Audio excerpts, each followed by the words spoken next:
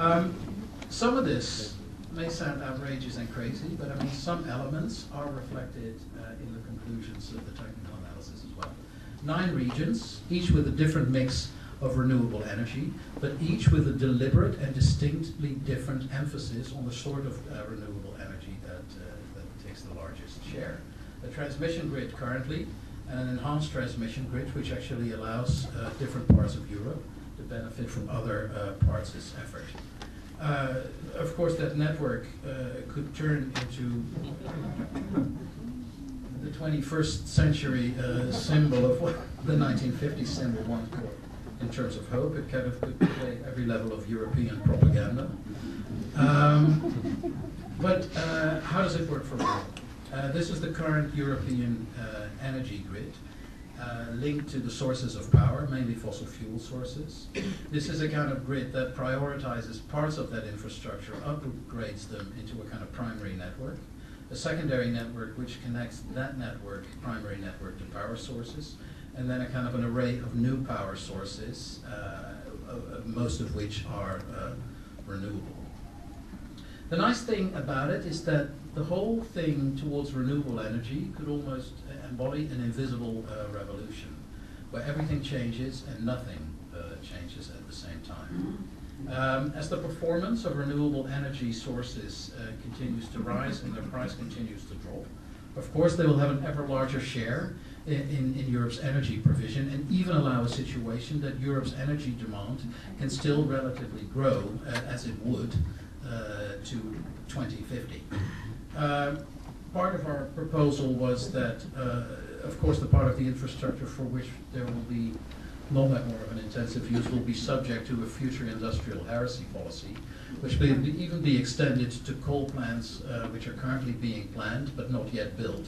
So it's the first forward-looking kind of heritage policy launched in the context of this project. There is in the report a 100% scenario investigated, which is very nice because it's the one element of the study that is not completely Eurocentric, in the sense that North Africa is needed and breakthroughs are needed. To start with North Africa, clearly, of course, a huge theoretical reservoir for solar energy, a kind of relatively modest expansion of the grid for which there are many projects already being studied into countries like Algeria, Morocco, Libya, and Egypt. Basically an extended cycle of benefits where, of course, Africa gets money, Africa gets jobs, but also interestingly, for instance, the north of Africa, the desert-like condition, the solar power could help desalinate the water, which could also bring back a certain type of agriculture. And last but not least, of course, it could be a source of energy provision for North Africa itself, ultimately equally much. So a new kind, in a way, a new kind of nearness between the north and the south, an interesting rapprochement between Europe and Africa as a byproduct of an energy intention. The other thing is, of course, the elements of breakthroughs, which in a way make the current study a relatively conservative worst-case scenario, because continuous breakthroughs might happen. Enhanced geothermal is being portrayed as the most likely one, depending on inventions or breakthroughs in the domain of deep hole drilling and kind of abilities to assess the seismic risk, geothermal. But of course, there is much to suggest that there is a much wider array of breakthroughs on our doorstep, which could considerably, particularly in the domain of renewable energy, which could particularly impact this whole path that has been set out. I mean, just to name a few, there is tidal energy, there is solar cell spray paint, biofuels, and ultimately body power as a very inspiring sort of